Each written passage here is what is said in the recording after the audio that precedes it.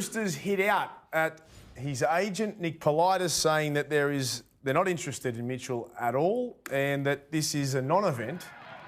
Yeah, I think it's cleared. I think it needs to be cleared up here. I didn't say that the Roosters were interested. I said there's a rumour around that Mitch Moses has been shocked to the Roosters, which could explain the delay. The story being that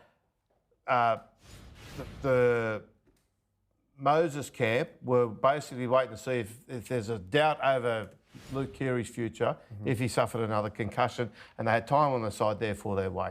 Now, it's blown up. Obviously, Trent Robinson spoke to the two halves today and told that under no circumstances are they talking to Mitch Moses. But you've got to understand the way rugby league works, right? The way you get a pay rise in rugby league is you get the Roosters interested, okay? That's the first thing. Managers know that. And the second part is, the Roosters... Or you make it look like they're interested. Yeah. Well, let's cut through the... They actually have, so over the hoops. Let's cut through the BS, right? So the most important element of this story is the Sydney Roosters aren't sitting around scheming how they're going to go and try and poach Mitchell Moses off Parramatta. Not interested in it. Hasn't happened, will not be happening, right? But what has happened is that Mitchell's agent, who's also his cousin Isaac, has, in conversations with the Roosters, floated the prospect. Now, that has obviously begun to filter its way through the game. With the Roosters? And it's a big story. With who? Can't confirm or deny. Someone that does the hiring and firing at the Roosters, though? Can't confirm. Fair to say. So you're saying that Mitchell Moses' agent is sitting back, waiting to decide whether they stay at Parramatta. No, Braith, all he has to do is he has to just get it out there. He doesn't even have to say it to Parramatta. He just has to get the rumour out there that the Roosters are interested, okay? You tell enough people, eventually us knuckleheads in the media hear of it, right? But in the meantime... Once we hear of it, right, somebody at some point, which I did last night, will put it out there, okay? Now, once that happens, it gets back to Parramatta.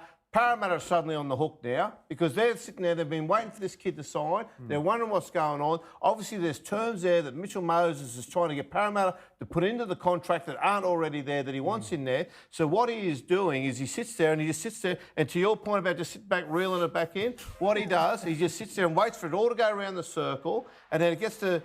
They ring up his manager and they say, mate, what's this about the Roosters? I can't confirm or deny. Knowing he started the rumour or someone now in or around him started the rumour. And then what ends up happening, it becomes... It doesn't even have to be real. It has to be the appearance of real. And that's all it has to be in rugby league. And poor Luke Keary wakes up this morning and has to have the... Robbo... No, Robbo's fixed him up. It's all good. You know, the impact that it has. Now, are the Bulldogs interested in Moses? Who knows? Maybe one guy went over there and said the Roosters were, another guy went over there and said the Bulldogs were. I think they certainly were, but it was quite a while ago, Braith. They've dropped out. And they've since made it public. Well, they certainly went public. That unless they've gone back in, they came out and said they were out. They actually did. They came out. They went officially and pulled out of the race. So the power brokers at the Roosters aren't too happy with Mitch's management, are they? Of course not. And because he's got the same... He also looks after Swaliti. Yes. But that's where it gets delicate. And Swaliti's talking to Rugby Union. Rugby Union have just reaccredited. It shows you how strong an organisation they are. They've just reaccredited Isaac Moses. So he lost his accreditation in both Rugby League and Rugby Union? At some point he did, and he's got them both and he's been reaccredited because they can't negotiate with Swaliti if his manager's not accredited. So he's now been reaccredited. So off we go. And the Roosters have got to basically treat...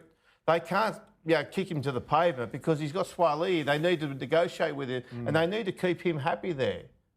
It sounds very complicated, but it's like when people are trying to sell 6 houses at once. They've got fake bidders and they've got fake interest. They've got people ringing. You've got to create interest from somewhere. It's the art of the deal.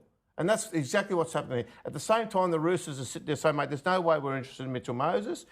They can't be too heavy on it because the same guy has got Swaliti.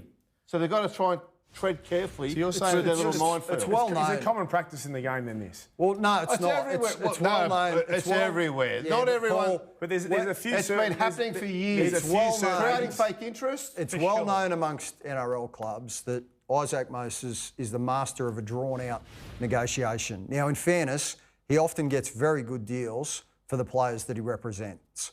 But I think in this case, he's done Mitchell, who's his cousin, untold damage in terms of Parramatta's point of view. And if I was the power brokers at the Eels, I'd be saying enough's enough. Like it's the circus has gone on long enough. Either sign the deal or don't, and the club is bigger than one individual player. But we look, I personally know of these stories where managers have rang clubs and said, "Listen, just giving you a heads up. If you don't start to move quickly, he's had interest from such and such club." Yeah. When there's no interest whatsoever, hasn't Yeah, even spoken. Or they try and feed it to us too, Kent. Or they feed it to us. For sure. I think that some of these managers need to understand the damage it does on the players. Because I've got a few really good mates in the game, a lot of good mates in the game who have been damaged by some agents. And can never recover from it. And it's detrimental. I reckon the NRL needs to put a registry in place where every club that wants to put a deal to a player has to lodge it with the NRL. The player gets a code or a password or whatever, and he can ring up and he can say, my name's Braithen Astor. What are the offers on the table? And they can say, I care to offer you a 3-year deal at $400,000 a year. Parramatta have offered 5 years, and you can get every deal, right? Because I also can tell you of managers who will not pass deals on to players because they want the player to stay where they're at or go to the club they're about to go to, and they don't want a third party coming in to steer them somewhere else. And they do it why? Because they get a critical mass of players inside a certain club, and they can run the club. And clubs fall for it.